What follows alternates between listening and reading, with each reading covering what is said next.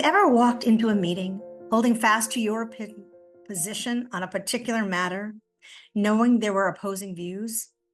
You mull over in your head all the possible scenarios, ready to defend to the end your way of proceeding, and left said meeting with a different outcome that you actually could embrace? I hope so, because there is no sure way to grow in humility. Thinking we are right and closing off to any other idea keeps us divided, whether in family settings, church, business, or in politics. When we are able to dialogue well, the outcome is always one that brings greater understanding into our world. I dare say that one of the benefits of growing older is that I have had plenty of such opportunities, and I am grateful for the shifts it has made in my spirit. Because good dialogue with good listening brings God to the center, truth to the center, and always new life. The scriptures we read today reflects an ancient community struggling to move forward and to proclaim the gospel, proclaim the good news. Yet there were two opposing views about membership in this community of believers. The question for the apostles of Jesus was accepting Gentiles into the fold. What is necessary for men to be included in the community? Circumcision or not? A daunting requirement to ask of grown men in order to be included. Paul saw how this could be an impediment. The Jewish community that birthed this new movement had to wrestle with so much change, so much new. They clearly had differing opinions, yet in the listening, in the dialogue, and with wisdom, a decision is made for the greater good, the growth of the church. Perhaps we should take note of the wisdom that the early church exhibits in their open-mindedness. We appear to be at a crossroads in our American history where healthy dialogue seems way out of reach. We sit in camps seemingly unmoving. This is a reality that exists in our government battles as well as in many of our churches. Good dialogue requires intentional listening and humility. Qualities necessary in the members of the early church as well as what we need today. Qualities that Jesus modeled as we watch him engage with people in dialogue. He posed questions, listened intentionally, went to the heart of the matter. Admittedly, though, listening and humility often seem lacking in our discourse today. We are either clinging to the way it has always been done or fighting for radical change that leaves other people behind disillusioned. It has been a perennial problem for all the ages. I actually find the stories of the early church somewhat heartening. We have something to learn from them. They clearly didn't always see eye to eye like we don't, and yet they did come to some decisions together for the betterment of the whole and the evangelization of the world. Perhaps we can take heart and should try to work harder to model this.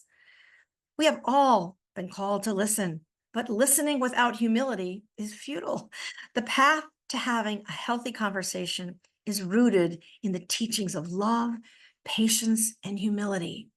And the wisdom of healthy dialogue thrives on compassion, empathy, and open-mindedness. To connect genuinely, it's crucial to listen carefully, understanding not only the words, but also the emotions expressed. Just imagine the emotions that Paul and Barnabas are experiencing, having just come back from sharing the good news about Jesus and the God who loves us. They reported the conversion of the Gentiles and brought great joy to all the believers. So you could imagine their emotional state, worrying about what the elders and leaders of the new church were imposing, namely circumcision, as a necessary step for men to be a part of the community. Peter needed to listen with humility to a man that once persecuted the apostles and Jesus. Imagine the power play between these two. Peter had to listen to Paul's concerns with compassion, while at the same time honoring the history and experience of his Jewish faith and his brother apostles. Paul needed to listen to Peter with humility, recognizing how hard it would be for them to trust him. Ultimately, their healthy dialogue is a prophetic model of how the church can compassionately exchange thoughts and feelings that lead to building bridges of understanding that go beyond their differences. They were able to grow the church. It's hard to imagine where the church would be, or even if the Christian church would exist, had they not listened and had been open to change. Paul's conversion of the Gentiles is truly what propelled the Jesus movement. It can be puzzling that we get so stuck and unyielding in some of our churches when dramatic open-mindedness and change had to occur in order to grow the Christian church, in order to welcome the new. What would the church today look like? I wonder if we listened well to the voices of those on the margins. Humility, listening, being slow to speak, seeking to understand, recognizing love and truth at the center of the conversation is the path that must be taken in dialogue. And to be clear, understanding does not necessarily mean agreement. However, understanding how one has come to their opinion, where the root of their emotion lies, helps healthy dialogue and can more readily help us to find a compromise that will work for the greater good, the expansion of God's beloved community. Our contemporary voice, Dr. Tom Neal, simply highlights this reasoning, quoting St. John of the Cross. He tells us always prefer to be taught by all, rather than to desire teaching even the least of all. Basically, he's telling us, be humble. Why? To ensure that you always remain open to the common discovery of new vistas of understanding, new perspectives and insights.